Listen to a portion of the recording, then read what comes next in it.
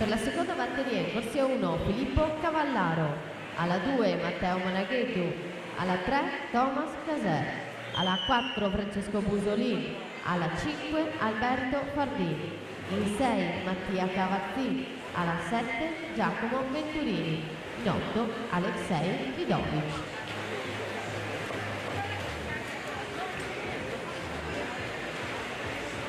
Messi alla finale quindi Miron, Ragaini, Filippini, Lazzarin, Dian Dalborgo, 5 Grani e Nicolas Pozzebon che entra con l'ultimo tempo 58-87.